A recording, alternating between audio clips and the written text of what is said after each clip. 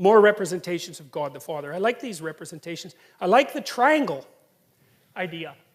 I mean, I don't know why God is wearing a triangular hat. It's kind of a strange fashion choice, but I think it's associated with the idea of the pyramid, and I think that's associated with the idea of the hierarchy of authority. And I think that's why the Egyptians put their pharaohs inside pyramids. I know there's more to it than that, but I think some of that has to do with the notion of this hierarchical structure. You see this on the... Now, that's speculative, obviously, and I don't want to make too much of it, but I can't help but think that there's something to that. See, that's on the back of the American dollar bill.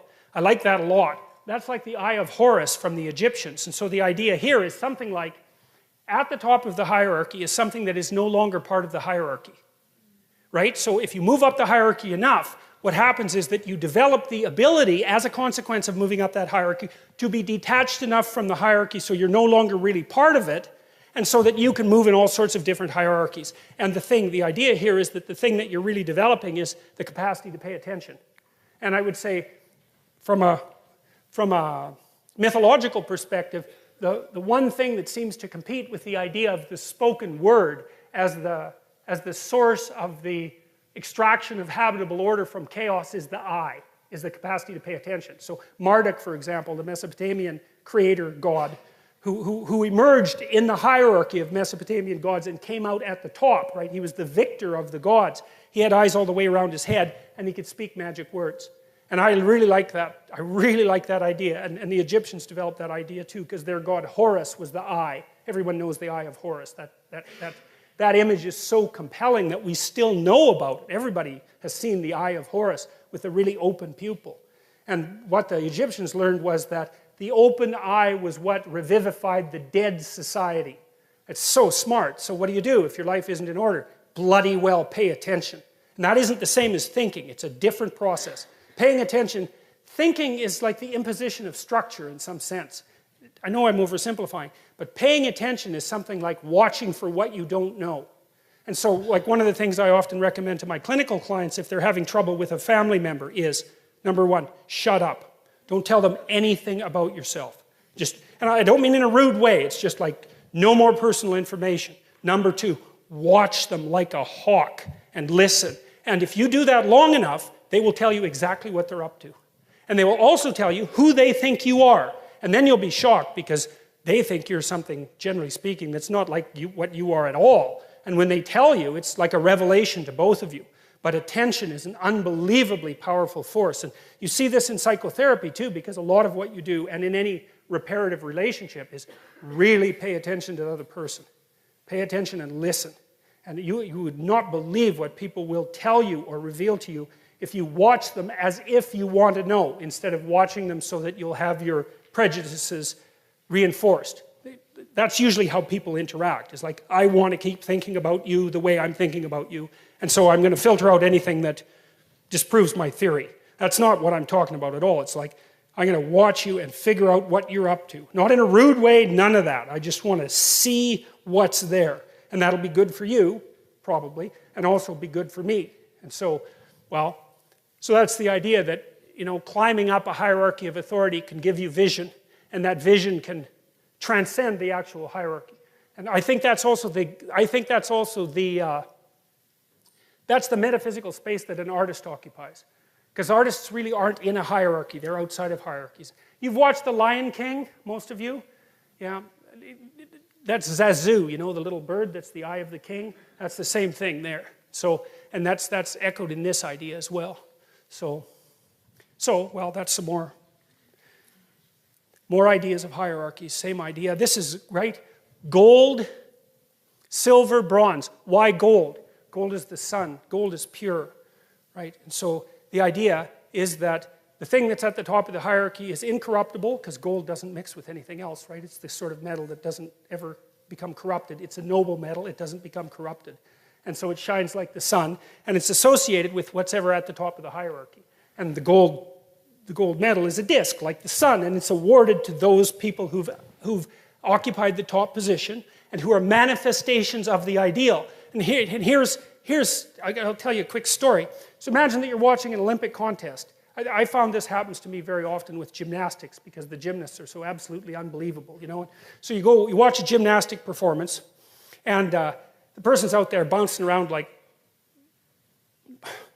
you can't even imagine doing it. They're so perfect at it. So you see this person, they're going through this routine, they're just absolutely spectacular and flawless at it. At the end, they stop and everybody claps, and they're all excited to see what a human being can do, and that's why we're in the audience watching, because we want to see what a human being can do. And the judges go like 9.8, 9.8, 9.8, and everybody's thrilled. And then the next contestant comes out, and it's like, well, they're just basically screwed, right? It's like this person came out there and was perfect. How are you going to top that? That's an interesting question, because this is a representation of what you do to top perfection itself. And you can do it. And here's how you do it. And you know this, even though you don't know, you know it. So let's say the next contestant comes out and they're kind of shaky because it's like, oh man, the bar's being raised high. So what they do is they put themselves right on the edge of chaos. And you can tell by watching them that they are one bloody fraction of a second from catastrophe. They're pushing themselves farther than they've ever gone in the direction of their perfection. And everyone in the room is so tense they can hardly stand it, right? You can hear a pin drop, and that person is flipping around, and it's just right on the edge of catastrophe. And at the end, they go like this, and there's that gesture of triumph that goes along with that. And everybody rises in one instant and just claps like mad. It's like, well, why? What are you doing?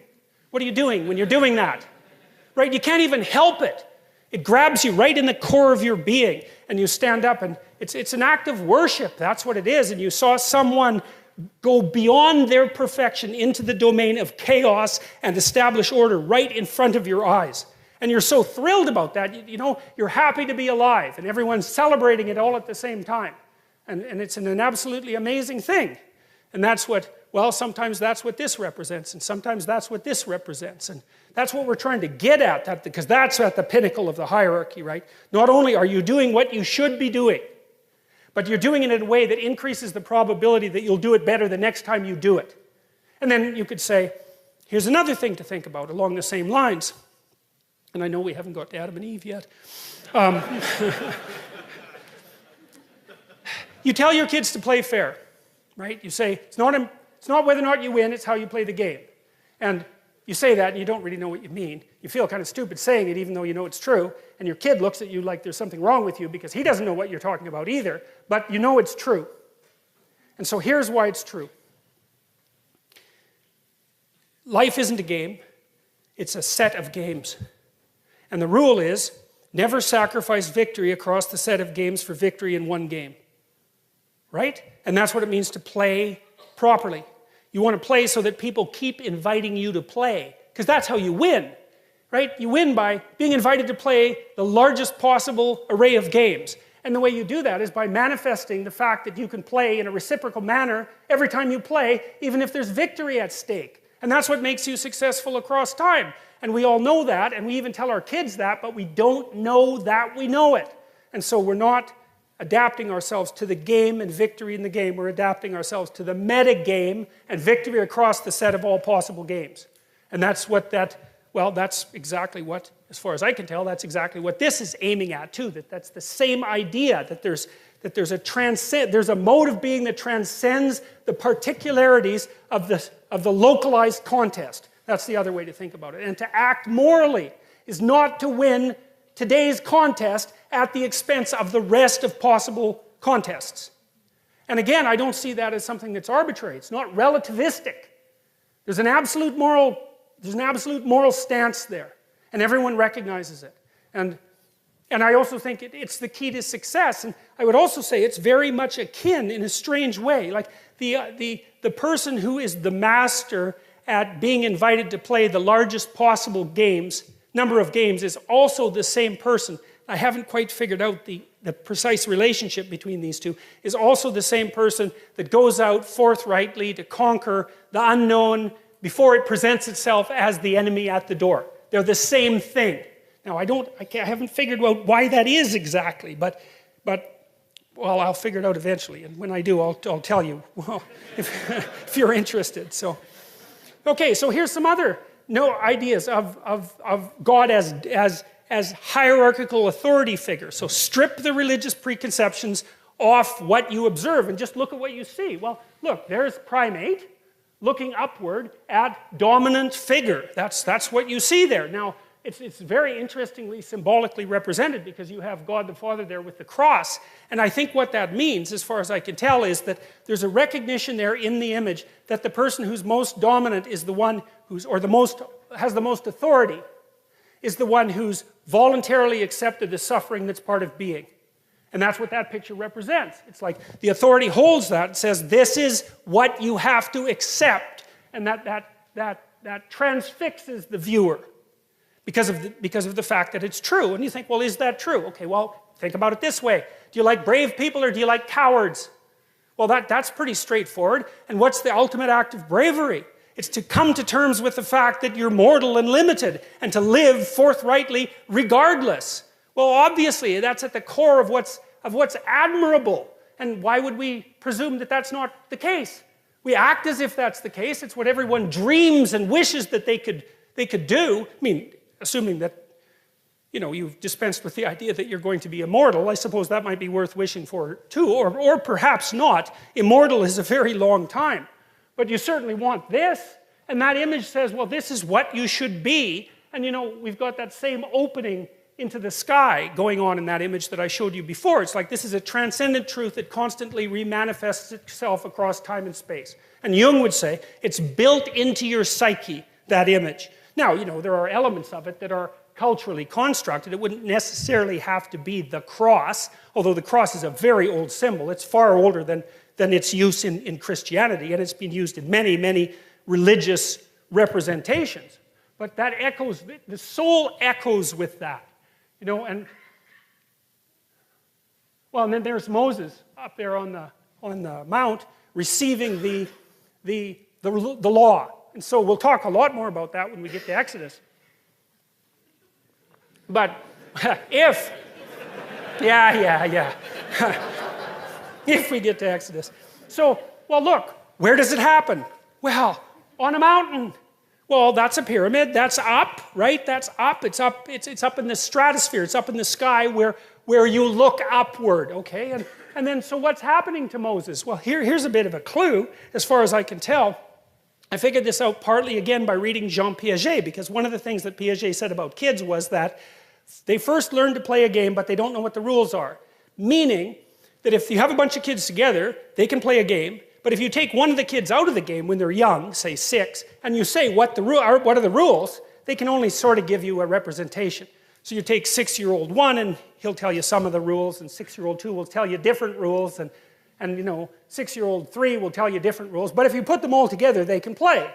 So they have the knowledge embodied either individually or in the group. The knowledge is there to be extracted. Well, then they get a little older, they can extract the rules. And then they start to play by the rules. And then Piaget's last step was, well, it isn't just that kids play by the rules, it's that they learn that they can make the rules. And he thought about that as moral progression. First you can play, then you can play by the rules. Then you learn, maybe, because he didn't think everyone learned this, that you're actually the master of the rules.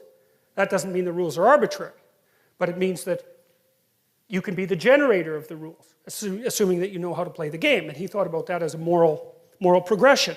And then I thought, well, that's exactly what happened to Moses in the story of Exodus, because Moses is out there leading all those Israelites around, and like, they don't have a law, they don't have a lawgiver, they have a tradition, and they're all like crabby because, well, they're in a desert. It's like, they were in a tyranny, but now they're in a desert. It's like, that's no improvement. So they're really getting pretty bitchy about it. And so they're worshiping false idols and having one catastrophe after another, and they get Moses to judge their conflicts. And so he does that for God only knows how long. Forever. Crabby Israelites come to Moses and bitch at him. It's like, well, he did this and she did that. And so then he has to figure out how to make peace. And he does that so long that one of his, I think it's his father-in-law, tells him he has to stop doing it because he's going to exhaust himself. Well, then you think, well, what's happening? Well, and I'm not assuming that this is like a literal historical story. I think, again, it's a condensation. Well, any group has a set of customs, just like a wolf pack does. And so then the customs are being manifest, and someone who's a genius is watching and thinking, okay, well, what's the rule in this situation? What's the rule in this situation? What's the rule in this situation? And then in his imagination, the rules turn into a hierarchy, And then he goes up on the mountain and he goes bang, and he thinks, oh my God, here's the rules that we've been living by all this time. And that's the revelation of the commandments. Well, and you think, well, how else could it be? You think the rules came first and obeying them came second? It's like, no, the rules come first. Sorry, the actions come first. The obeying them comes first. And then you figure out what everybody's up to, and you say, hey, look, this is what you've been up to all along. And everybody goes, oh, yeah, that seems to make sense. And if it didn't, who would follow them? No one was going to follow them if they don't match what's already there. You just think about that as unjust. And so that's portrayed here as a cataclysmic human event. It's like, oh my God, we've been chimpanzees. We've been in this hierarchy of authority for so long. We have no idea what we're doing. And all of a sudden, poof, it burst into revelatory consciousness. And we could say, here is the law. And you say, well, is it given by God? Well, hey, it depends on what you mean by God. We could start with that presupposition, but it's not like it just came out of nowhere. It took and this is something else Nietzsche observed so interestingly, and he said, you know, that a moral revelation was the consequence of a tremendously long process of initial construction and then formulation. Thousands and thousands and thousands and thousands of years of custom, of building custom, before you get the revelation of the articulated law. And that's a description of the pattern that works. And let's say, well, what's the pattern that works? It's the game that you can play with everybody else day after day with no degeneration. And that's another thing Piaget figured out that's so brilliant, and that's his idea of the equilibrated state. It's an extension of Immanuel Kant's idea about the universal maxim, right? Act in a way so that each action could become a universal rule. That was Kant's fundamental moral maxim, and Piaget put a twist on that. He said, no, that's not exactly it. It's act in such a way that it works for you now, and next week, and next month, and next year, and 10 years from now, and so that while it's working for you, it's also working for the people around you and for the broader society. And that's the equilibrated state, and you could think about that as an intimation of the kingdom of the city of God on earth. It's something like that. And it's based on this idea that a morality has to be iterable. And you know, there's been lots of simulations online already, artificial intelligence simulations of trading games, right? I mean, the people who've been studying the emergence of moral behavior, say in artificial intelligence systems, have already cottoned on to the idea that one of the crucial elements to the analysis of morality is iterability. You can't play a degenerating game because it degenerates. Like, obviously, you want to play a game that at least remains stable across time. And God, if you could really get your act together, maybe it would slowly get better. And of course, that's what you'd hope for your family, right? That's what you're always trying to do, unless you're completely hell-bent on revenge and destruction. It's like, is there a way that we can continue to play together that will make playing together even better the next day?